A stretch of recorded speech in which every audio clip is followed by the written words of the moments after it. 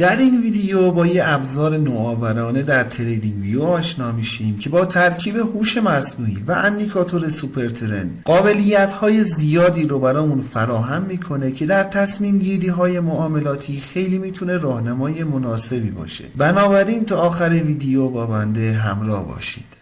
سلام، من علیرضا هستم و اینجا کانال گلدن تریدینگ سیستم. خیلی خوش اومدین به یه ویدیو دیگه از سری آموزش اندیکاتور و استراتژی های معاملاتی تریدینگ ویو. اندیکاتوری که در تصویر مشاهده میکنید یه ترکیب نوآورانه از خوشه‌بندی نوسانات و منطق سوپر ترند هست که برای شناسایی روندهای بازار با دقت بالا طراحی شده. این اندیکاتور با استفاده از فناوری خوشه‌بندی کی-مینز نوسانات رو به سه سطح های، مدیوم و لو تقسیم میکنه. این ویژگی به شناسایی دقیق‌تر روندها کمک میکنه و معامله‌گران میتونن تصمیمات بهتری به کمک این ویژگی اتخاذ کنن. از جمله کاربردهایی که اندیکاتور داره شناسایی روند در بلند مدت و کوتاه مدت هست. در تشخیص سیگنال های خرید و فروش خیلی میتونه راهنمای مناسبی باشه برای شناسایی اشباع خرید و فروش و همچنین بهترین سیگنال های بازگشتی از این نواحی بسیار عملکرد فوق‌العاده‌ای رو داره. به صورت تخصصی به تمامی این موضوعات در ادامه ویدیو خواهیم پرداخت. برای انداختن اندیکاتور روی چارت باید وارد سربرگ ایندیکیتورز بشیم. در تب سرچ بار عبارت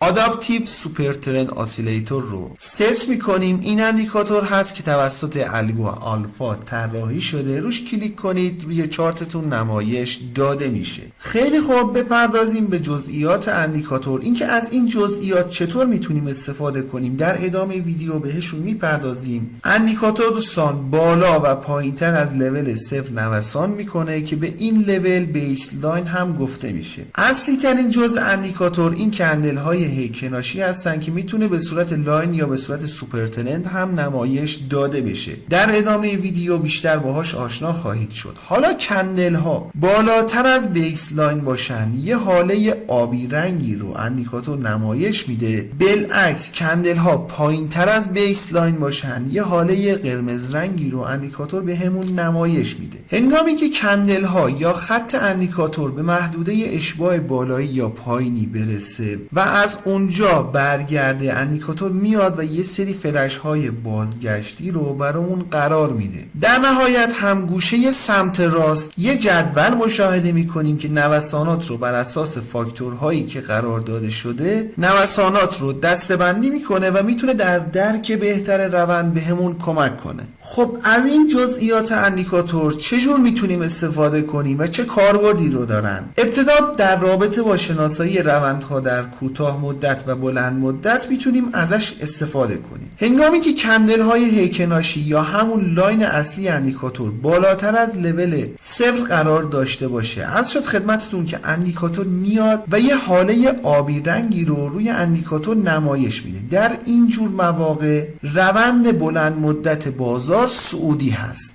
بالعکس هنگامی که کندل های هیکناشی یا لاین اصلی پایین تر از لول 0 قرار داشته باشه، اندیکاتور میاد و یه حاله قرمز رنگی رو روی اندیکاتور نمایش میده که نشون دهنده روند بلند مدت نزولی هست. باز در همین روندهای بلند مدت میتونیم روندهای کوتاه مدت رو هم بررسی کنیم. این کار اگر در قسمت تنظیمات اندیکاتور تیک گزینه دیسپلی از هیکناشی روشن باشه، به صورت روندیابی کندل های هیکناشی انجام میشه. اگه تیک این گزینه غیر فعال باشه، خطوط اصلی رو به صورت سوپر ترند نمایش میده که باهاش میتونیم روندهای کوتاه مدت رو به صورت سوپر ترند بررسی کنیم. به فرض مثال توی این روند بلند مدت صعودی قیمت یه حرکت شارپ به سمت بالا داشته، بعد چندین نوسانات کوتاه رو داریم مشاهده میکنیم که قیمت احتمالاً در یک محدوده رنج و خنثی قرار داشته. در نهایت تغییر فاز رو داریم مشاهده میکنیم. بنابراین هم از حالت هیکناشی هم از حالت سوپرترن میتونیم روندهای کوتاه مدت و بلند مدت رو شناسایی کنیم. باز اگه یه آشنایی جزئی با اندیکاتورهای سوپرترن یا هیکناشی داشته باشیم، میدونید که از تغییر فازهای سوپرترن از صعودی به نزولی یا بالعکس میتونیم استفاده کنیم به عنوان سیگنال های خرید و فروش. ضمناً از حالت هیکناشی اندیکاتور هم میتونیم استفاده کنیم برای شناسایی سیگنال های خرید و فروش. ولی نکته مهمی که هست، اگه دقت کنید زمانی که بازار روند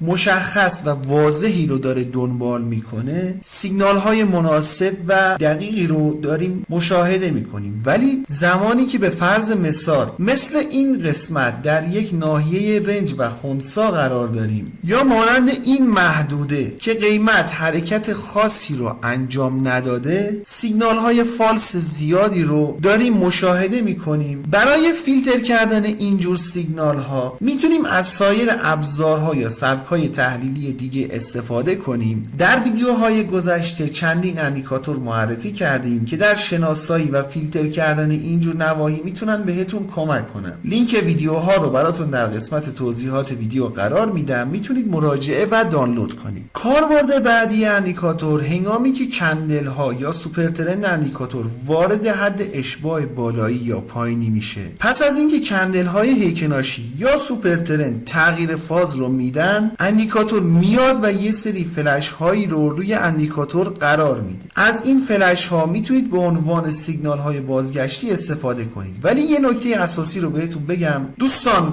ورود خطوط به محدوده اشباع خرید یا فروش همیشه باعث بازگشت قیمت و روند نمیشه. زمانی که این خطوط وارد این محدوده ها شدن، اولین دیدگاهی که باید داشته باشیم اینه که یه توقف یا اصلاح جزئی در روند رو ما مشاهده کنیم. برای بازگشت قیمت باید سایر فاکتورهای تحلیلی تکنیکی دیگه رو هم در کنارش به کار ببریم تا مطمئن بشیم که روند برمیگرده. وگرنه با ورود خطوط به حد اشباع بالایی یا پایینی ابتدا باید دیدگاه توقف و اصلاح در روند رو داشته باشیم. به این نکته خیلی توجه داشته باشیم. جدولی که در سمت راست مشاهده می‌کنیم اومده و نوسانات رو به 3 گروه های، مدیوم و لو تقسیم بندی کرده. کاری به این نداریم که اندیکاتور از چه فاکتورهایی در محاسباتش استفاده میکنه. مهمترین کاربردی که این جدول میتونه برامون داشته باشه در قسمت Current Volatility داره وضعیت نوسانات اخیر بازار رو بهمون نمایش میده. در واقع مومنتوم فعلی بازار رو بهمون داره نمایش میده. در زمان ضبط این ویدیو بازار بسته هست و به همین علت نوسانات زیادی رو ما مشاهده نمی کنیم. ولی در کل اگر بازار باز باشه، وضعیت نوسانات یا همون مومنتوم رو بهمون نمایش میده که میتونه در تصمیم گیری های معاملاتی بهمون کمک کنه. البته اگه نیازی به این جدول و ارقام نداشتین و میخواستین از روی اندیکاتور پاک بشه، میتونید وارد تنظیمات اندیکاتور بشین. در تب استایل تیک گزینه تیبل رو برداریم، جدول از روی اندیکاتور برداشته میشه. قبل از توضیحات پایانی این ویدیو میخوام ازتون درخواست کنم که اگر فکر میکنید اندیکاتور یا ویدیو مناسب هست، لطفاً ویدیو رو لایک کنید. اگرم تا الان کانال خودتون، کانال گلدن تریدینگ سیستم رو سابسکرایب نکردین، لطفاً سابسکرایب کنید و علامت زنگوله رو هم بزنید تا به محض انتشار ویدیوی جدید بهتون اطلاع داده بشه. خیلی خوب، بپردازیم به قسمت تنظیمات اندیکاتور. در تب اینپوت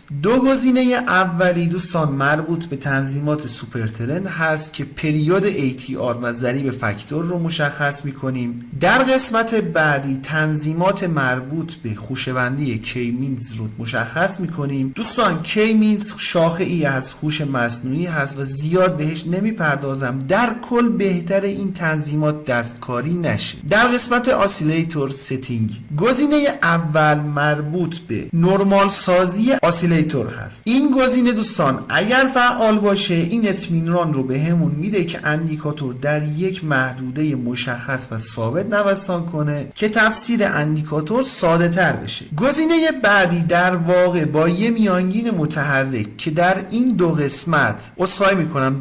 دو قسمت میایم و تنظیماتش رو مشخص میکنیم، میاد و یه مقداری تأخیر به اندیکاتور اضافه میکنه که نوسانات ریز بازار رو فیلتر کنه. حالا اگه تیک گزینه نورمالایز فعال باشه در این قسمت میتونیم پریود نورمال سازی رو تعیین کنیم که چقدر باشه. اکثر قسمت های مختلف اندیکاتور رو توضیح دادیم. دوستان توجه داشته باشین که قابلیت های اندیکاتور به این مواردی که خدمتتون توضیح داده شد خلاصه نمیشه. قطعا اندیکاتور قابلیت های بسیار بالاتری رو داره، فقط کافیه کمی خلاقیت داشته باشین. انشالله که براتون مفید باشه. رو قله میبینم دوست من.